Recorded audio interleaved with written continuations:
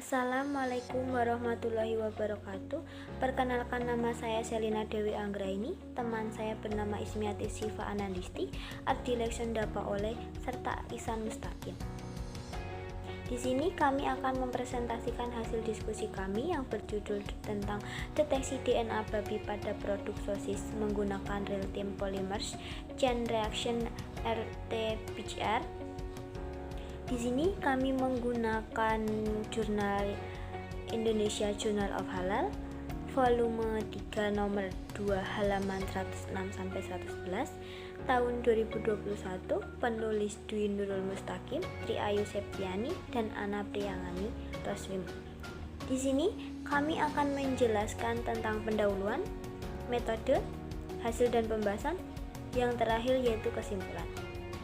Untuk pendahuluan sendiri, yaitu Indonesia adalah negara yang mayoritas penduduknya beragama Islam. Oleh karena itu, kasus di atas dapat mengganggu ketenangan batin umat Islam karena produk pangan tersebut haram untuk dikonsumsi. Pencampuran atau penggantian daging sapi atau ayam dengan daging lain pada produk olahan daging biasanya bertujuan untuk menekan biaya produksi sehingga produsen penjual produk olahan daging tetap dapat menjual produknya dengan harga yang terjangkau atau harga yang sama dengan harga sebelumnya, kenaikan harga daging sapi, atau untuk mendapat keuntungan yang lebih banyak. Permasalahan yang muncul adalah apabila pencampuran atau penggantian tersebut menggunakan jenis atau spesies daging yang tidak boleh dikonsumsi oleh masyarakat tertentu terkait dengan agama atau budaya. Contohnya, yaitu kasus tersebut adalah ditemukan produk sosis yang dijual di pasaran tradisional dan pasar modern ada yang terbuat dari campuran daging sapi dengan daging babi. Isu dari hasil penelitian tersebut mengakibatkan kekhawatiran dan kesehatan masyarakat dengan keamanan dan kehalalan pangan. Salah satu metode untuk identifikasi spesies daging hewan adalah teknik real-time polymers chain reaction RT-PCR. Teknik RT-PCR dipilih sebagai alat identifikasi mendeteksi ada tidaknya kandungan daging babi dalam produk olahan daging tersebut.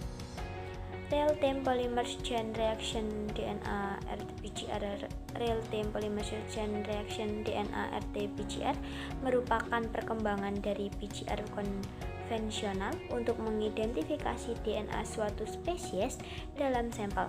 RT-PCR memiliki kemampuan untuk mendeteksi dalam sampel. RT-PCR memiliki kemampuan untuk mendeteksi dalam jumlah sampel yang sedikit, dapat meniadakan pendeteksi dalam jumlah sampel yang sedikit, dapat meniadakan kebutuhan visualisasi menggunakan real visualization, resiko kontaminasi yang sangat kecil, kemampuan proses dalam jumlah yang sangat besar. Apa itu RT-PCR? RT-PCR atau Real-Time Polymerase Chain Reaction atau sering disebut juga Quantitative Polymerase Chain Reaction merupakan suatu metode biologi molekuler berbasis reaksi rantai polimerase. Metode ini mendeteksi aplikasi gen target selama proses PCR berlangsung, tidak di akhir reaksi seperti halnya pada PCR konvensional. PCR melibatkan banyak siklus yang masing-masing terdiri dari 3 tahap berurutan, yaitu pemisahan atau denaturasi, penempelan atau annealing, dan terakhir pemanjangan atau extension. Alat yang digunakan pada penelitian ini adalah mikropipet, lalu ada nano drop spektrometer, tip 10 mikroliter, 100 mikroliter, dan 1000 mikroliter. Ada juga mesin real-time polymerase chain reaction dan alat elektroforensis atau biorad. Dan terakhir ada gel documentation. Bahan yang digunakan untuk analisis ini adalah DNA babi, yaitu DNEC American Food, American Feed Kit, Agarose, DNA Leader, Loading Dye, dan Buffer TAE. Metode yang digunakan adalah isolasi DNA, analisis kemurnian DNA, dan analisis data. Pada isolasi DNA, sampel yang diisolasi adalah DNEC American Food Kit.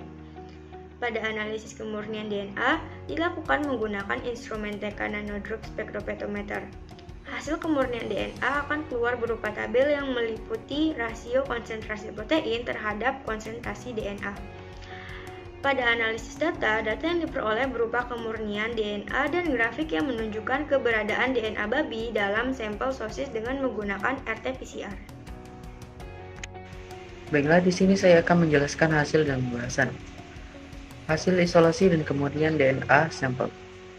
Sampel produk sosis yang digunakan dalam penelitian ini didapatkan atau dibeli dari pasar tradisional di Jakarta Selatan, Barat, dan Pusat, serta beberapa toko frozen food di pinggir kota Jakarta.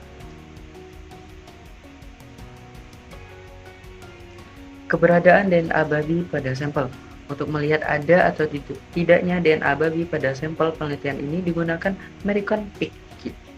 Dalam American Pig Kit ini terdapat dua channel atau dye, yaitu dye FAM dan dye VIC untuk melihat kurva amplifikasinya.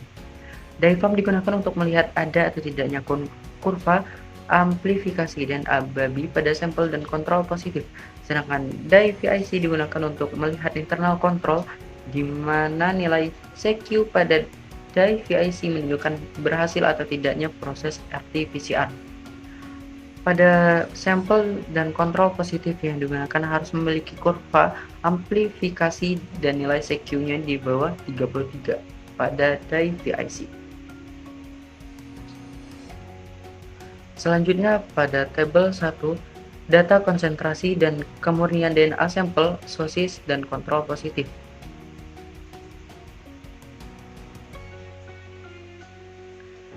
Dari tabel 1 di atas, terlihat bahwa semua sampel yang digunakan berupa daging untuk sosis dalam kemasan. Dalam kemasan produk sosis tersebut, ada yang mencantumkan label atau logo halal MUI dan ada yang tidak mencantumkan logo halal.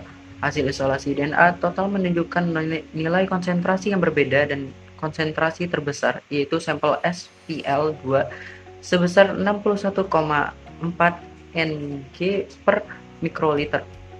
Semua sampel dari nomor 1 sampai 10 menunjukkan nilai rasio pada A260 atau 280 nm di antara rentang 1,82 sampai 1,92. Nilai rentang rasio tersebut menunjukkan bahwa DNA yang diisolasi ini sudah murni. Apabila nilai rasionya kurang dari 1,80 atau nilai rasionya lebih dari 2, maka proses isolasi DNA total tidak berjalan dengan baik. Hal ini disebabkan karena adanya pengotor berupa RNA atau protein sehingga mempengaruhi kemurnian DNA. Selain RNA dan protein, adanya komponen reagen atau kit yang terbawa saat proses isolasi seperti fenol, alkohol, dan kloroform pun mampu mempengaruhi kemurnian DNA total yang dihasilkan. Selanjutnya pada gambar 3.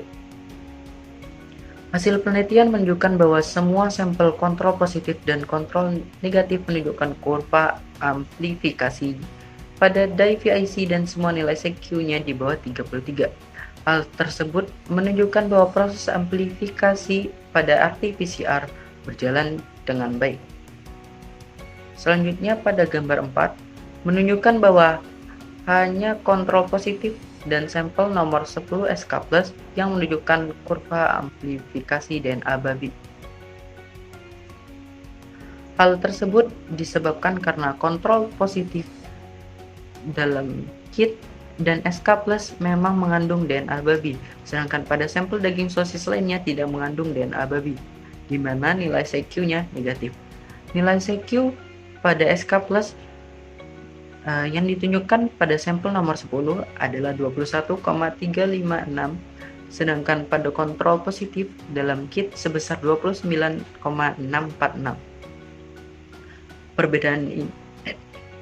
Perbedaan nilai tersebut dapat dipastikan bahwa konsentrasi DNA babi pada SK+ lebih tinggi bila dibandingkan dengan kontrol positif yang tersedia dari dalam kit, sehingga kurva amplifikasi SK+ teramplifikasi lebih awal dari kurva amplifikasi kontrol positif atau DNA babi yang terdapat dalam kit. Kesimpulannya, bahan utama dalam pembuatan sosis adalah daging ayam atau daging sapi. dikarenakan harga daging ayam atau daging sapi yang semakin hari harganya semakin bertambah, sehingga banyak orang yang mengira bahan pengolahan sosis sudah diganti dengan daging babi. Tetapi nyatanya dalam penelitian ini, sampel produk sosis yang digunakan tidak terbuat atau tidak berbahan baku daging babi.